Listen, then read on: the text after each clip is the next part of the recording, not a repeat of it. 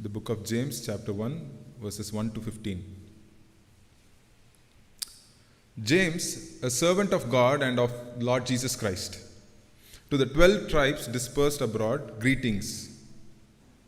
Consider it a great joy, my brothers and sisters, whenever you experience various trials, because you know that the testing of your faith produces endurance.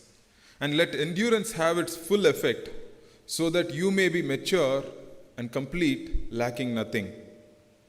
Now, if any of you lacks wisdom, he should ask God, who gives to all generously and ungrudgingly, and it will be given to him.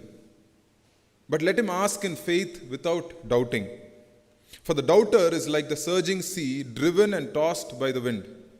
That person should not expect to receive anything from the Lord, being double-minded and unstable in all his ways.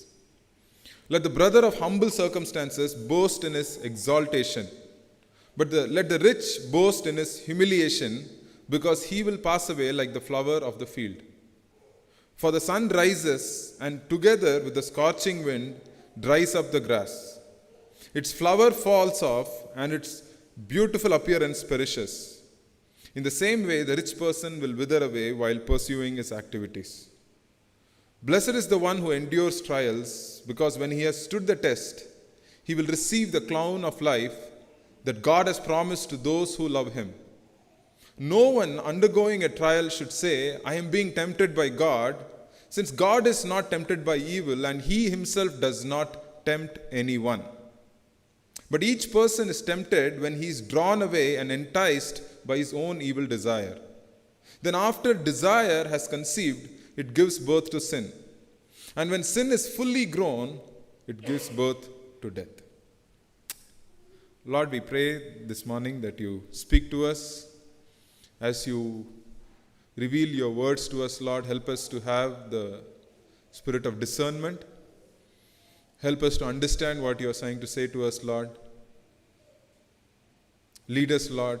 Guide us as we need the strength to live according to your word, especially in these last days, Lord. I pray that you speak to us this morning, each brother and sister, Lord, whatever they're going through, Lord, that you would cover their circumstance and issues and events that's going on in their life, and that your word would take priority.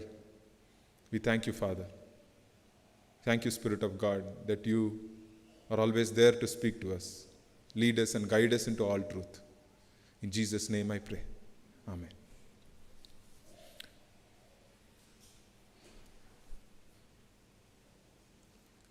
So this morning the title is Facing Temptations and Faith Tests. So this probably is a topic that is very relevant to all of us. You could be a new Christian, or you could be a Christian who's been following the Lord for many years. It is always relevant. It is always something that leaves us, with some questions.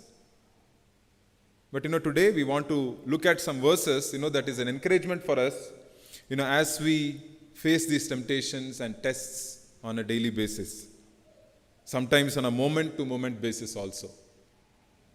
Okay, so what does God want to say?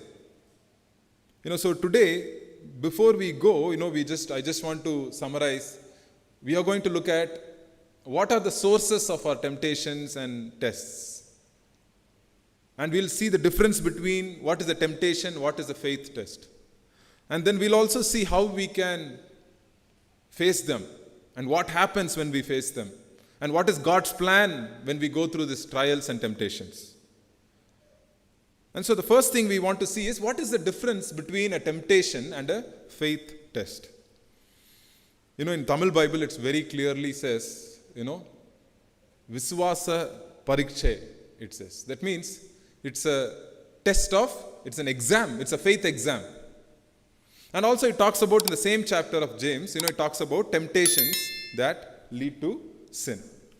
Okay, so we are going to look at some things, today. And, but I want you to just look at these 3 verses this morning first. Let's read that once more. My brethren, count it all joy when you fall into various trials. In some Bibles, it also says temptations. Knowing that the testing of your faith produces patience.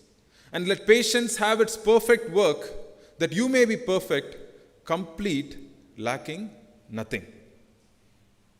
So, when we read the Bible, many times when they translated the Bible from Greek to English, the English words, don't have as many words to describe the Greek words. So, for example, the word love, the word temptation and trial also. It's the same root word, same Greek word, perazio and peresmos. So it's used interchangeably. So that's why, today I was thinking whether should I cover temptations one week and then faith test another week. But, because they have the same root word from Greek, I thought I'll cover it in the same week itself. So, what do we learn from this? What is the difference between a temptation and a test of faith? Okay, so let's look at something. What are temptations and trials? Very important to understand. Okay, and then we will go on to look at why we face temptation, how we face temptation, and and how we can address these temptations and trials that may come. Okay, the first thing, temptations can lead to sin. So temptation is not sin, but temptations can lead to sin. For example, you are driving in JC Road. You are going, you are following the rules. You are being very, disciplined in your road, in your driving and everything. And, you've read the word of God, you prayed and everything. Suddenly, someone comes from somewhere and then just cuts you right across your face. And what is our response?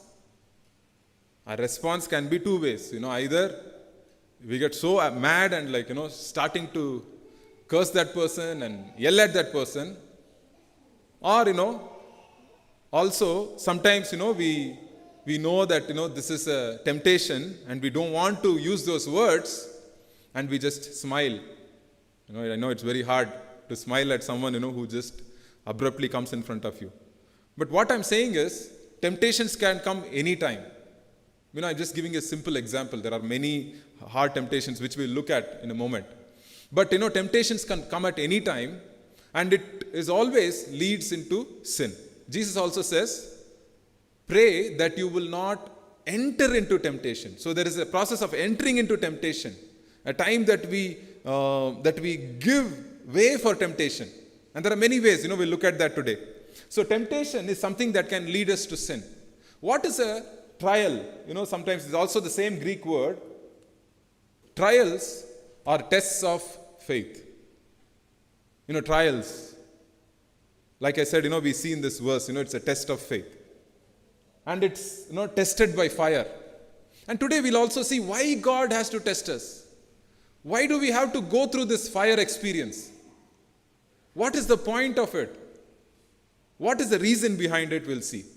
So the first thing, temptations can lead to sin, but also trials can strengthen us.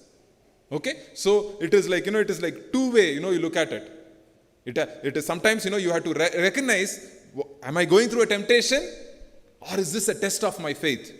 These are two things that a Christian has to discern in his daily walk. So today, hopefully we can understand that, when I'm going through a temptation and when I'm going through a test of my faith. Okay? So it's very, very important. And the Bible says, our faith is more precious than gold, which is perishable, it says. Our faith is more precious than gold, which is perishable. So here, we are here, assembled here, as people of faith. People who have faith in a living God. People who have put our hope in Jesus Christ alone. I'm telling you, that itself is much, much more worth than anything else in this world. It is probably the greatest treasure that we probably have not seen. Our faith that is more precious than anything else. 1 Peter chapter 1, verses 6 and 7. And as I'm saying this, can someone change the verse in the thing, because I don't have the verses here. So someone can go there and quickly change using we have a software for that, so you can see the verse, but I also prefer that, if you have your Bibles, you look at the Bibles. In 1 Peter chapter 1, verse 6 and 7, it says, in this you greatly rejoice, even though now for a little while, if necessary, you have been distressed by various trials, so that the proof of your faith, being more precious than gold which is perishable, even though tested by fire, may be found to result in praise and glory and honor at the revelation of Jesus Christ. So it's very, very important.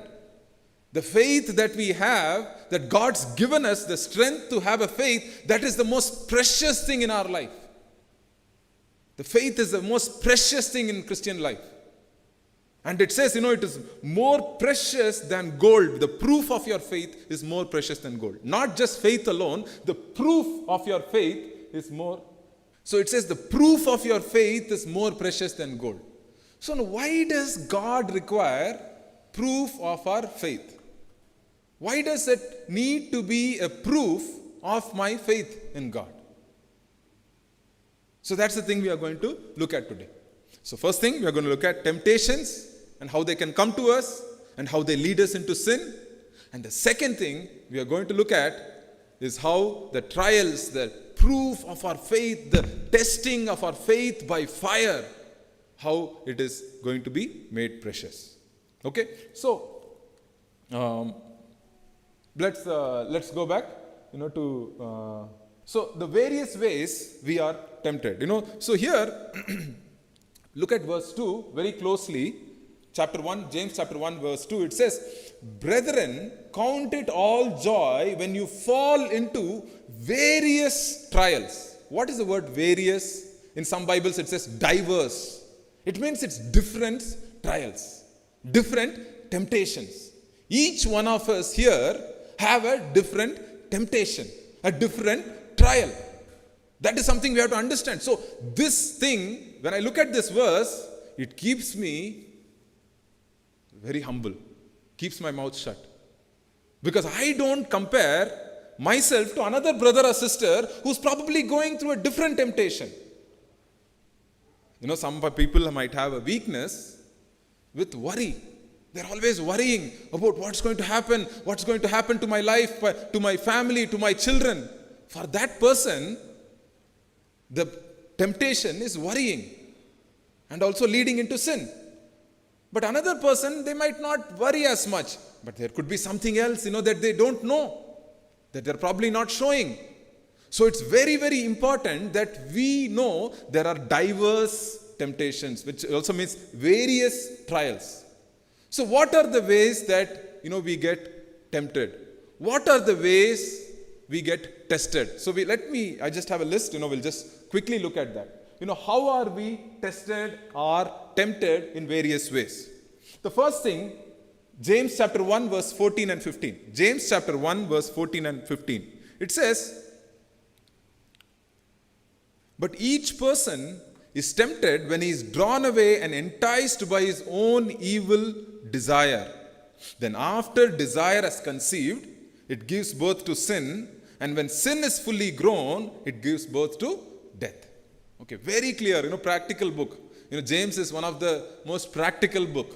If you have not read the Bible before, you have not started the Bible before, I always recommend people to start with 3 books. I tell them, start with James, Mark, or Proverbs, just to get started. And once they get started, they can go. Because it's very easy to understand. James, I would prefer Mark, the Gospel of Mark, and then James, and then Proverbs. These are very, very simple books, like even teenagers, young people can start.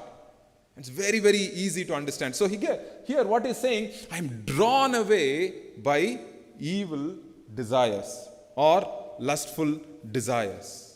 So that's the first source of temptation. When I'm drawn away, there's a drawing away. Like Jesus said, don't enter into temptation. So there is a drawing away into my own desires and habits.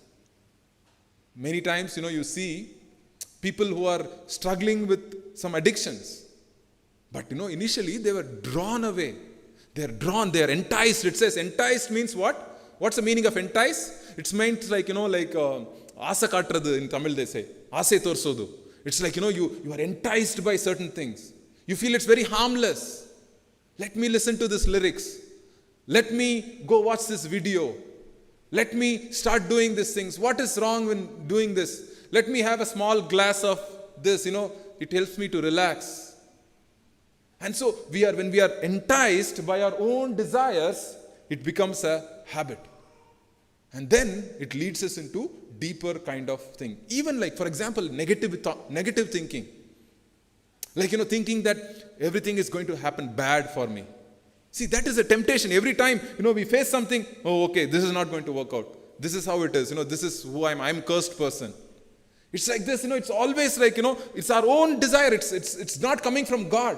The Bible clearly says, God does not tempt people for evil. To do evil things. God will never tempt you to do evil things. God will never do that. In fact, the Bible says that God will give you a way of escape and to endure the temptation. But God will never tempt you to do evil things. And so, the first source of temptation is when we are drawn away by our own desires. Our own plans many times. Another thing is like expectations. We expect certain thing to happen. When I'm 22, this should happen. When I'm 25, this should happen. When I'm 30, this should happen. And I'm this and this. So we have all these expectations that is placed upon us by people or by ourselves. And so what happens? This, we don't know whether it's of God. We don't know whether it is something that we should be drawn towards, but we are still drawn away. And when we are drawn away, it leads to temptation, and then temptation leads into sin. So that is one source of temptation and trial. What's the next one? It's through people. It's through people. I've given few verses there. You don't need to turn there. But Matthew chapter 16 verse 1, chapter 19 verse 3, and chapter 22 verse 35, it says, Jesus was tested by people. Sometimes by the Pharisees, sometimes by the lawyers, sometimes by the scribes. Like these are all learned people. They came and they tested Jesus. They were waiting. What is he going to say? What answer is he going to say? So this is not exactly a temptation, but it's a test. It's a test. They are waiting to find fault. Many times, there are other times, when many of us, like if you ask young people, brother, how did you get into this habit? It will always go back to their teenage years. They'll say, Anna, I started doing this along with my college friends, along with my school friends. We did it for fun. We went out, we thought it's just fun, to do this. And here I am, I'm 35 years old. I'm still stuck in that habit. Satan doesn't wait till we are 25 or 30. He starts his work very soon, and many times through bad friends. Through friends, who don't know what they are doing themselves. Who are, trying to be very smart about it, who want to look very cool and everything. But, many times we have fallen into temptation right at that time. And also, there is difficult people. Temptations through difficult people. I don't need to talk about this. Difficult people at work. You have a very tough boss. You have a very ruthless boss. You have colleagues, who are always trying to find fault with you. Difficult people. And so when you face them on a daily basis, you go to office and you don't feel like going to office. You don't feel like, doing work because when you have to come, you see them and they are still making fun of you or trying to plan something for you or trying to go behind your back and doing something. And then, when we look at them, we feel even more discouraged. We feel like our life is gone. And that is also a test. Or sometimes, this can lead into temptation and into sin. So what we do, we try to take the response in a natural way. In our old way, like, I want to fight that person. I want to go and do this. I want to teach this person a lesson. So that is also a temptation. Temptation to go and attack people and go confront people. There are times that we have to gently confront people. There are times, we have to use godly wisdom, but not always. And so when people, when through people we are being tempted. And also there is another example of Ananias and Sapphira, the husband and wife. In Acts chapter 4, towards the end, you don't need to turn there. Towards the end, what happens? They are seeing there is this man called Joseph, Barnabas. He comes and he sells a property, and then he sells it and gives all the money to the church. And so immediately Ananias and Sapphira, they also plan to sell a property and give to the church. And why did they give to the church? Those days in the early church, it was a persecuted church. Persecution was heavy. And so Christians used to live in communes. Like they used to live in communities.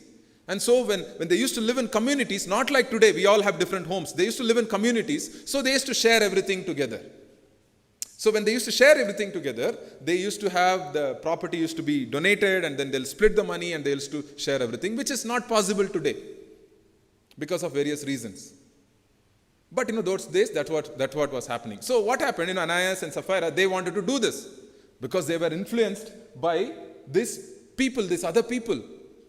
And so they sold this land and they did what? It is a good thing. Everything they did was good. But they were tempted to hold something back. In fact, Peter says, why is it that you and your husband are testing the Holy Spirit by holding something back? In fact, testing the Holy Spirit. Tempting the Holy Spirit. It's almost the same root word. So that's the thing.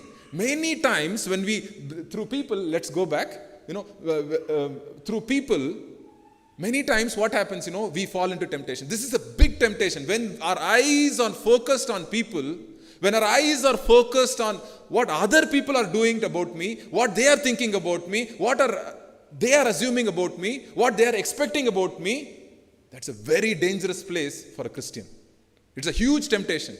Many of us, we suffer through this. Many of us are suffering through this because we are living according to other people's expectations. And so it's very, very dangerous. So temptations can come through people, difficult people, tough people, people who are living in sin like bad friends. And when we compare with others like Ananias and Sapphira, where they were comparing, they were trying to do something that God didn't have for them. And then third thing is life circumstances. This is sudden, right? We cannot expect this. Suddenly you wake up in the morning, you hear something in the news, you go through some things, and it's very tough. You cannot swallow it. You don't know what's going to happen. For example, the church in Smyrna, Revelation chapter 2 verse 10. Revelation chapter 2 verse 10. I'll read that verse. Don't be afraid of what you are about to suffer. Look, the devil is about to throw some of you into prison to test you, and you will experience affliction for 10 days. Be faithful to the point of death, and I will give you the crown of life. So the devil is going to test you through persecutions, through something that people are going to tell about you, through attacks on you. So this is what is, this is also a test. Situations of life. And again in James chapter 1 verse 2, you don't need to turn there, it says that various trials, that you're going to experience various trials. Very thing, in life, life is something that is very, very unpredictable. If you don't know by now, I hope you know it very soon. It is unpredictable. It's not a safe place. It is not a very smooth experience as we go into this world. As we live in this world, people are not going to be the way you expect. Things are not going to turn out the way you expect. Life is not going to turn out the way we think it's going to be. It's very unpredictable. We are living in a sinful and a fallen world. It's a fallen world. The prince of the power of the air, is what the Bible says. The world is ruled by the enemy right now. The entertainment media, the industries, that try to take people's attention, always waiting to grab people's attention. So it's ruled by this. And so when we are living in this world, people filled with greed and people filled with hatred, people who don't have God in their life, when they don't have God, you can expect them to be like that. The Bible also says, 1 Peter chapter 4, verse 12 to 14, it says, Beloved, do not be surprised at the fiery ordeal among you, which comes upon you for your testing. See again that word testing? As though some strange thing were happening to you. So the Bible clearly says, hey, don't be shocked. Don't be shocked when things are happening upside down. Don't be shocked when things are not going your way.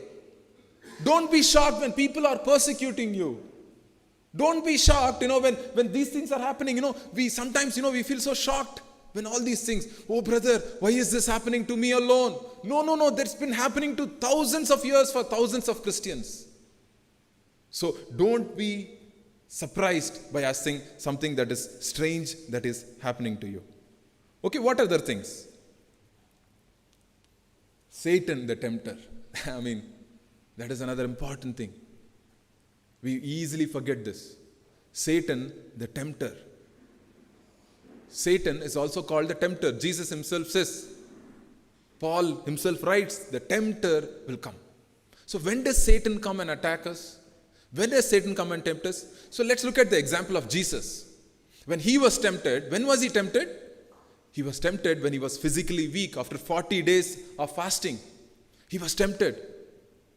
Without no food, he was there. He was weak, and Satan came and he tempted him. And also Satan came and tempted Jesus, promising him great authority over many things. And also another thing, the third thing when Jesus was tempted is that, Satan always does this to us. Does God really love you? Does God really protect you? Does he really care for you? Why don't you fall from this top of this temple and see whether the angels come and protect you? The same thing happened in Garden of Eden also. Does God really? No, God doesn't want you to enjoy. God doesn't want you to have fun. God is just trying to hide something from you. And that's the thing many times, dear brothers and sisters. Satan is a great tempter. But we don't need to be afraid of that. As long as I am in the presence of God, as long as I am walking with God, I have no fear of evil. No fear of evil.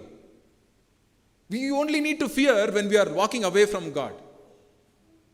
So Satan might tempt us, in many times, thinking the thoughts, that might go really crazy thoughts that might come. Entertaining crazy thoughts. You would have had a very perfect day. And it could have gone a wrong way. And also Paul says, you don't need to turn there. Between husband and wife also. Satan can tempt a husband and wife with their lack of self-control. And then also there was a time when Paul was preaching at the Thessalonica church. 3 weeks, 3 Sundays he preached.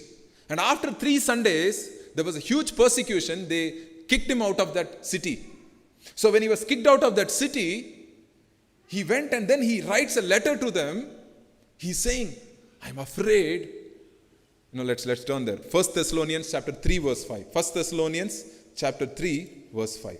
This is what Paul says to that church. For this reason, when I could no longer stand it, I also sent Timothy, him means Timothy, to find out about your faith, fearing that the tempter has tempted you and our labor might have been for nothing. So what is Paul saying here? Yes, you are a new Christian. 3 weeks I spent with you, but I didn't have an opportunity to spend longer time with you, but I'm afraid for what? For your faith. Who will capture your faith? The tempter. Very, very important. Dear brothers and sisters, if we are being weak in faith, it could be the enemy's work. I'm not saying it's always the enemy's work. It could be the enemy's work. And this is what Paul is being afraid of the Thessalonican church, that I'm afraid for you.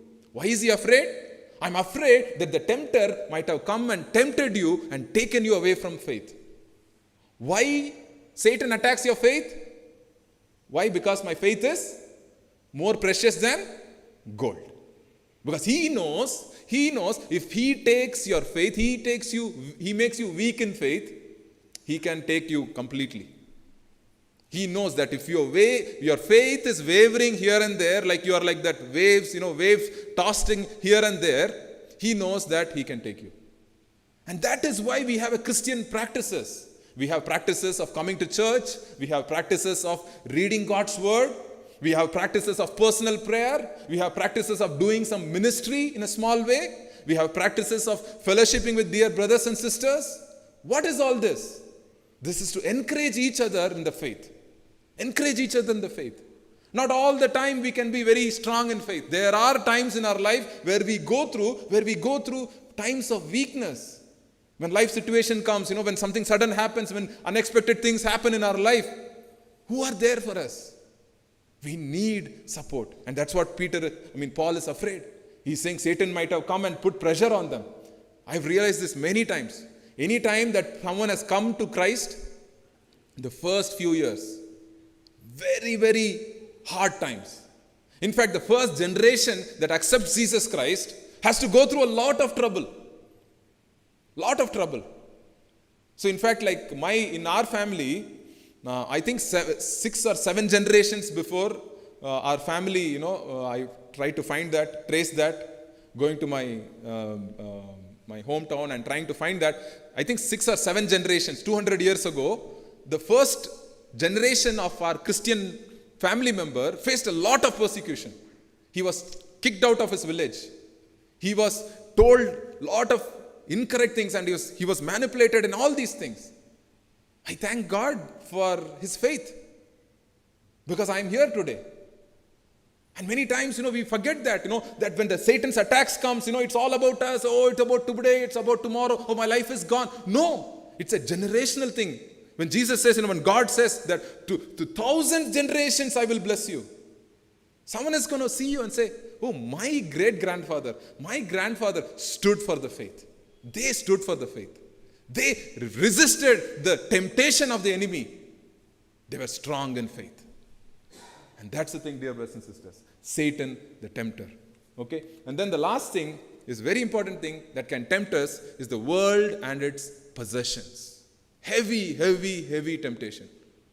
Heavy temptation. This is something it comes in the form of good temptation. It's it's good.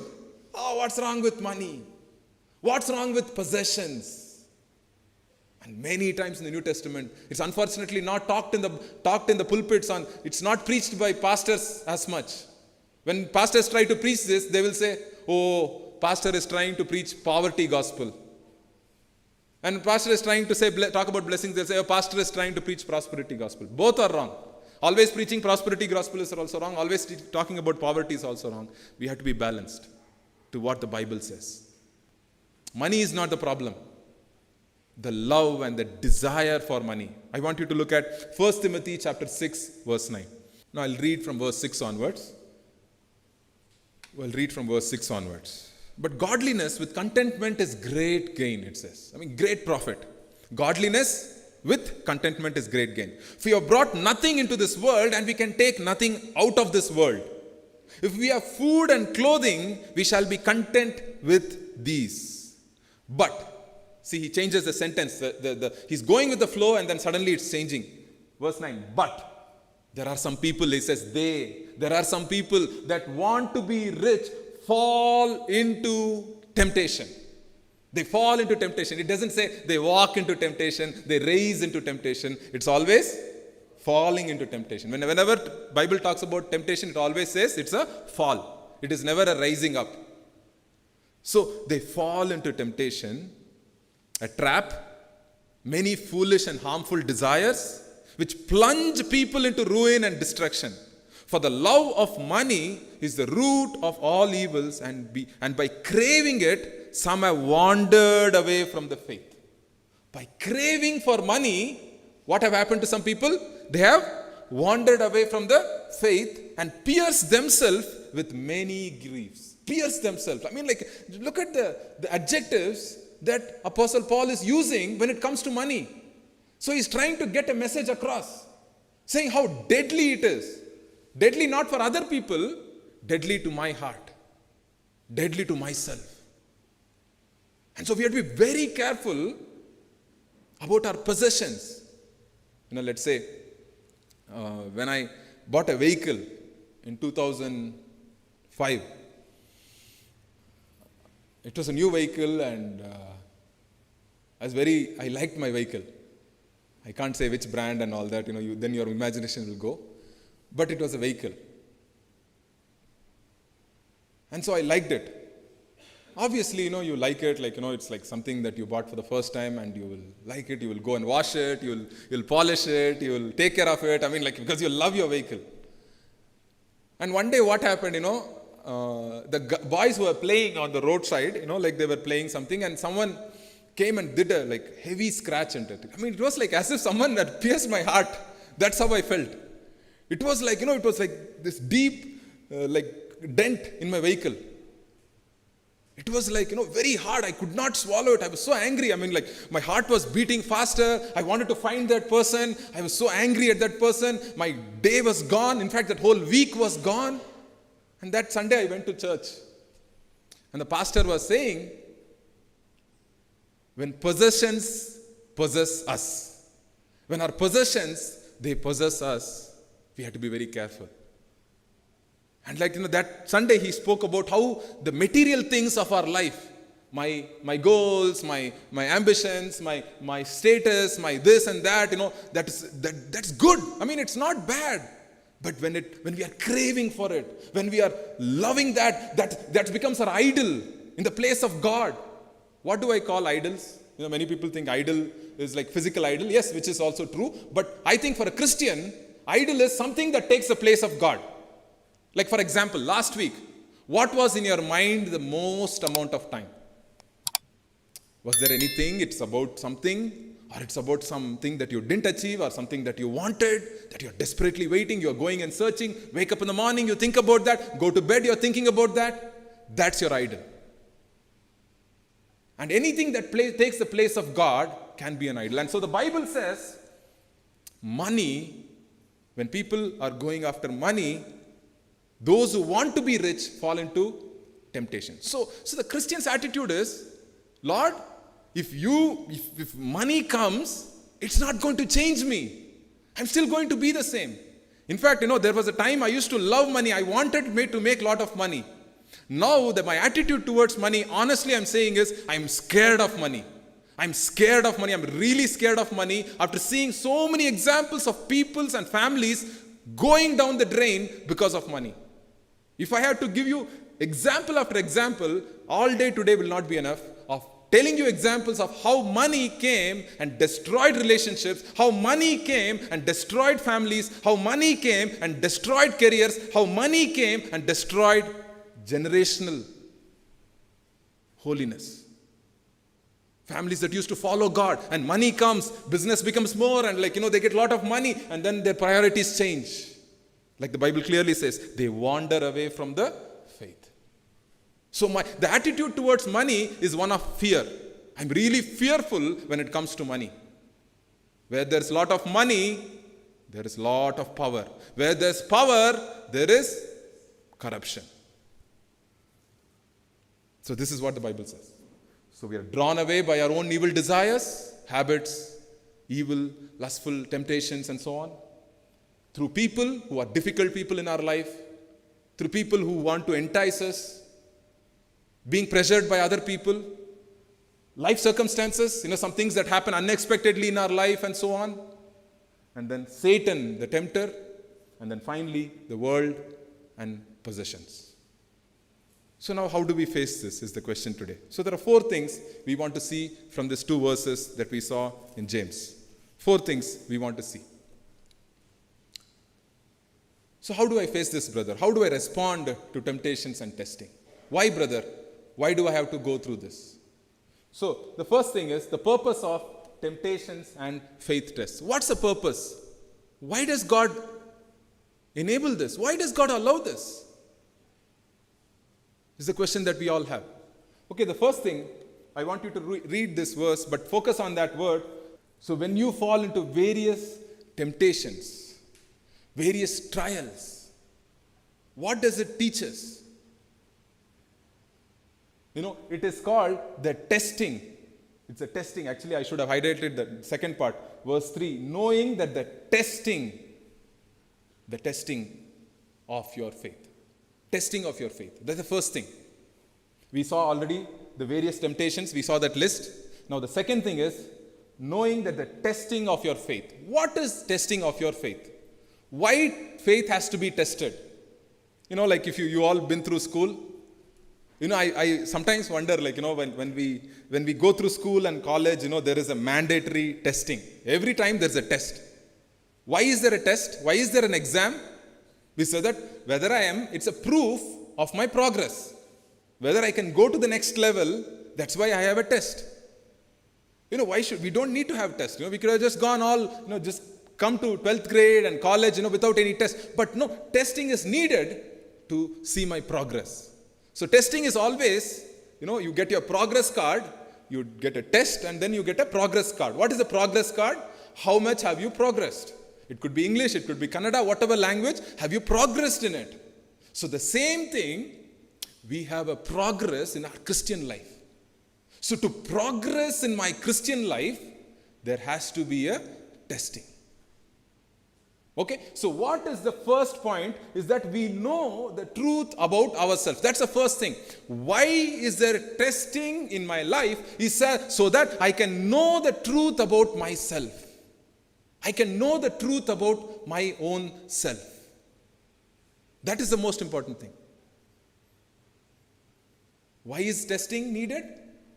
Why God tests our faith? So that we can know the truth about ourselves. God is not trying to destroy you. Many times, when trials come, when tests come, people think, oh, God is trying to destroy me. Why is this happening? No, but God is trying to test you to see where your heart is. It's trying to prove the truth to ourselves. You might say, many people think, oh, brother, God is testing me to find out what is in my heart. No, who do you think God is? Does God has to create a test to find out what is in your heart? Does he already know? He knows all our thoughts, so why does God even have to create a test for us? So who is the test for?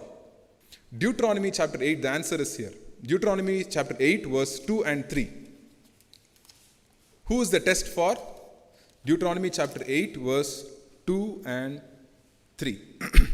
Remember that the Lord your God led you on the entire journey, these 40 years in the wilderness, so that he might humble you and test you to know what is in your heart, whether or not you would keep his commands. He humbled you by letting you go hungry, and then he gave you manna to eat, which you and your fathers had not known, so that you might learn that man does not live on bread alone, but on every word that comes from the mouth of God. And if you come down further, also in the same chapter, verses 16 to 18, it says, he fed you in the wilderness with manna, which your father had not known, in order to humble and test you, so that in the end he might cause you to prosper. And you may say to yourself, my power and my own ability has gained this wealth for me. But remember, the Lord your God gives you the power to gain wealth in order to confirm his covenant he swore to your fathers as is today. So, why is the test needed? Test is needed so that I know where my heart is. It is not for God. God is not creating the test. God creates the test so that I know the truth about myself. Very, very important. The test came so that I know the truth about myself. When my car got scratched, I know the truth that possessions had taken over my possession. My possessions had become my possession. It's like, I was possessed with my possession. So that was the truth. Without that car getting scratched, I would not have known that, oh, this is such an important thing for me. And that's the thing many times. God is using this test so that we might know the truth for ourselves. For example, Peter, what did he say? Lord, I will die for you. I will do anything for you. Even if everybody run away, I will die for you. And then what happens that same night? Test comes and he fails the test. So, why did Peter cry? Why did Peter weep bitterly? Because he came to know the truth about himself. When we come to know the truth about ourselves, we'll say, Lord, have mercy on me, a sinner. That's been my prayer. Many times, my progress in Christian life has been this prayer, saying, Lord, have mercy on me, a sinner. I discover that through my temptations and through my tests. The only time I discover is that through my temptation and my tests. That I come to know where I stand. And then I become more dependent on God. I become more dependent on God. Now I respond not with my own strength, but with, Lord, have mercy on me, a sinner. Have mercy on me, Lord. I cannot go through a day without getting angry. I cannot go through a day without, doing something stupid. But Lord, I need you. Have mercy on me. Have mercy on me, Lord. When that thought comes, when the temptation comes, when that attack comes in my mind, Lord, have mercy on me. Lord, let me depend on you. Let me respond by faith. And also another example I've said is Abraham. Abraham. God tested him. It says, God tested him. Hebrews chapter 11, there's a couple of chapters behind. Hebrews chapter 11, verse 17 to 19, it says, by faith, Abraham, when he was tested, see again that word, tested. By faith, when Abraham was tested, he offered up Isaac. He received the promises, yet he was offering his one and only son. The one whom it has been said, your offspring will be called through Isaac. He considered God to able to raise someone from the dead. Therefore, he received him back, figuratively speaking. So, another thing, example is Abraham. Abraham, God used him. God tested him to see where he is standing. And Abraham knew, he passed the test. And there are times when he failed the test. There are times when he became afraid, and then he said his own wife, he called her a sister in front of other people. And that's the thing, dear brothers and sisters. Temptations and tests tell me where I stand. And that's the thing, very, very important in our life. I want to ask you today, when temptations and tests come, does it tell the truth about ourselves? Is it a time to say, oh yeah, this is what is the picture, this is what I am. Man, I've been running after my own strength. I've been doing things on my own intellectual ability. I've been doing this about my own thinking. Sometimes, people call, usually every day evening, is a time for counseling or, meeting families, or some people coming to our house and we going to some people's house. And usually every day in the evening, it goes like that. So many times, it's just when tough times come, people respond in their own flesh. They respond in their old nature. In Christ, all things are new. The old nature is gone. Behold, all things are made new. But even though after becoming a Christian, we respond in our old nature. We respond impatiently. We respond harshly. We respond cruelly. We respond impulsively. But what's the new nature? What's the new nature that God wants to bring in your life? The first thing we know is that God is telling me where I stand. The second thing is, let's go back to James chapter 1, verse 2 again. So the second thing is, testing of your faith produces endurance. See there? Earlier we saw the testing of my faith shows where I stand, but God doesn't leave me there. He says, testing of your faith produces something. It produces what? Patience or endurance. There is a benefit for that, right? There is a benefit. Because of the testing of my faith, there is a benefit. What is the benefit? It produces patience. Now, will patience have come if the test were not there? It would not have come.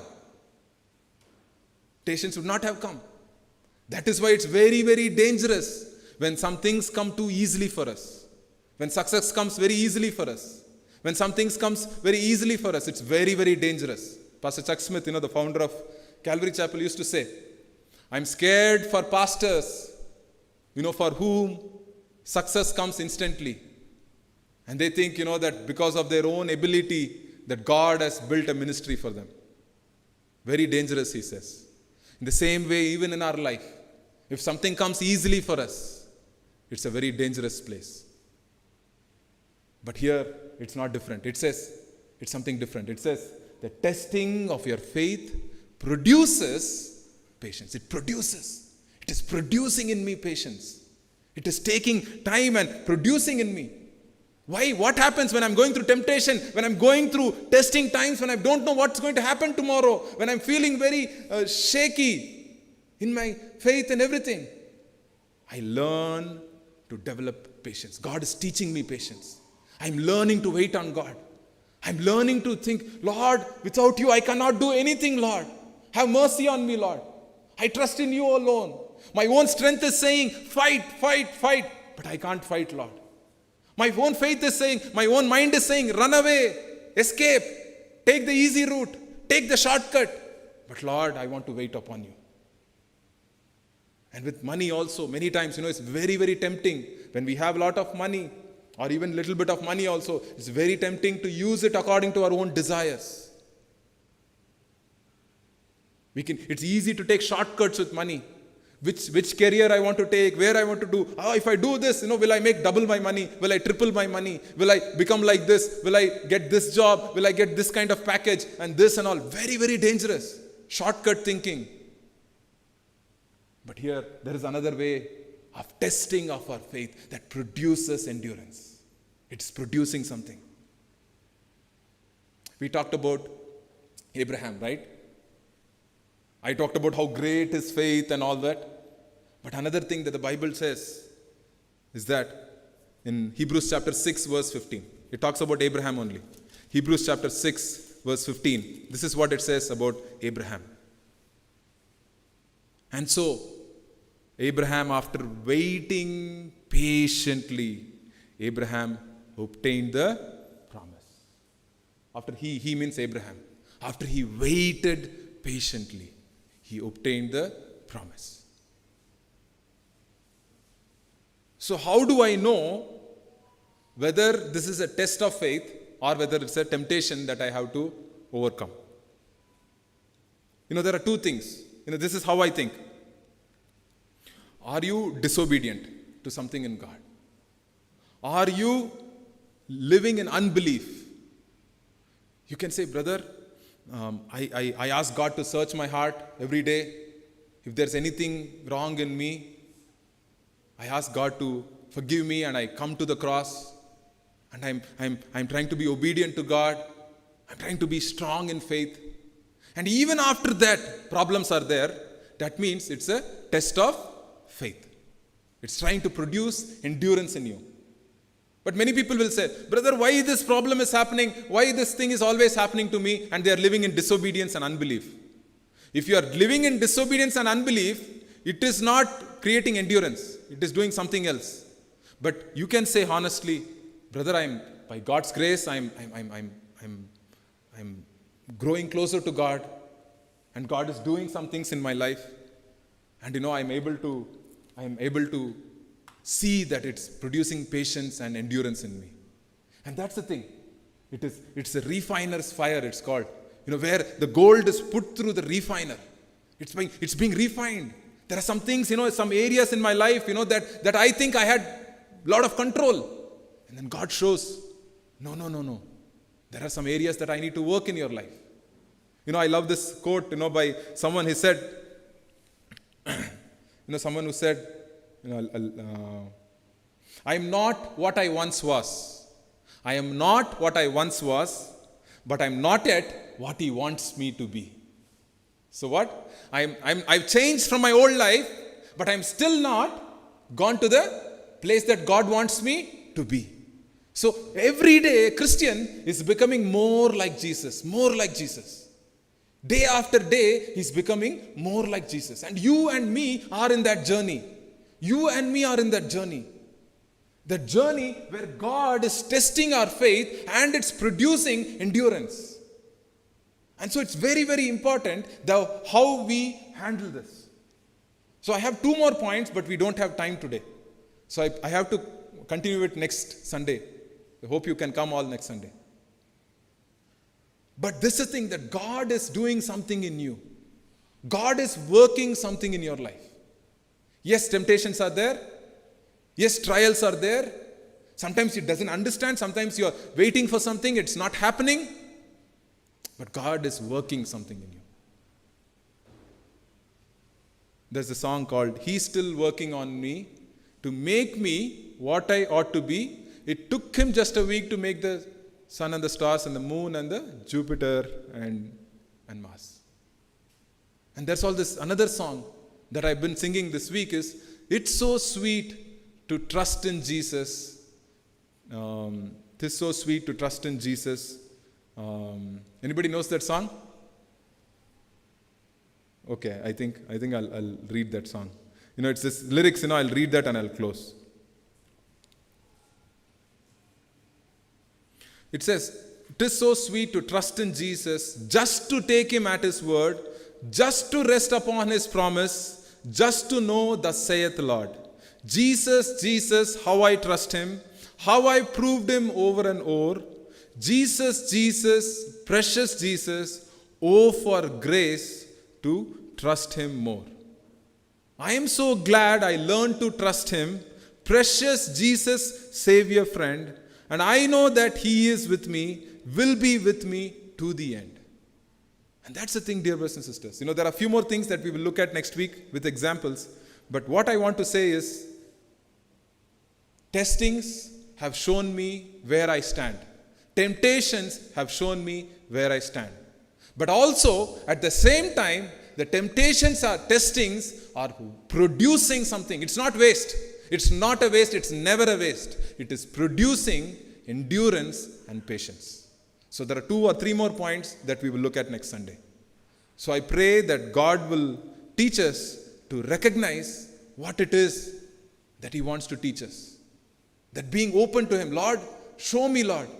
Show me. Where I stand, Lord, you show me. I'll come before you.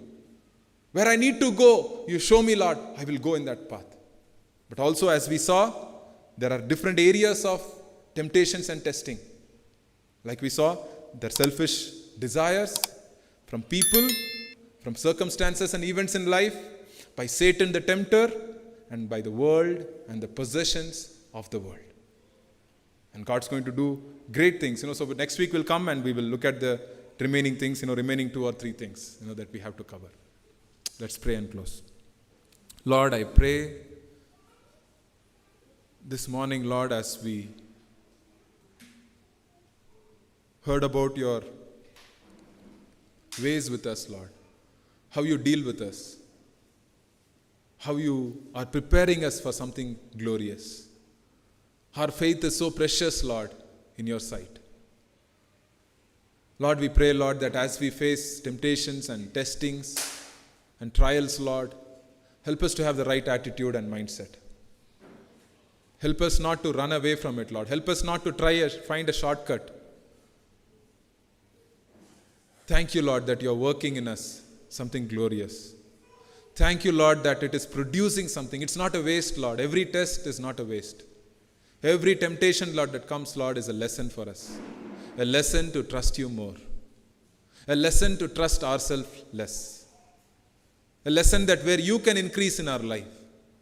A lesson that we can decrease, Lord. I pray, Lord, that you would bless us with your presence this week.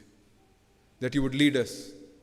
That every trial and temptation, Lord, will be useful for, Lord, for your kingdom's sake. We commit each dear brother and sister. Especially, Lord, I pray for brothers and sisters, Lord, who are here in different journey of their Christian life. Lord, anybody who's fallen for temptation, I pray, Lord, that your grace and faithfulness would surround them. Lord, anybody who is here, Lord, who's going through heavy testing, heavy temptations, Lord, Lord, that you would help them find a way, Lord, to escape. That you would give them the courage to endure, Lord. I pray your Holy Spirit would come and touch them this morning. That you would be with them as they go from here, Lord. That they go with this greatest confidence that the Holy Spirit is nearer than ever. In the times of the fire, Lord, that you are walking with us. And we thank you for that. I pray, Lord, that you lead us and guide us. Be with us the rest of this week. Until we meet next week, Lord, let your presence be with us. In Jesus' mighty name I pray. Amen.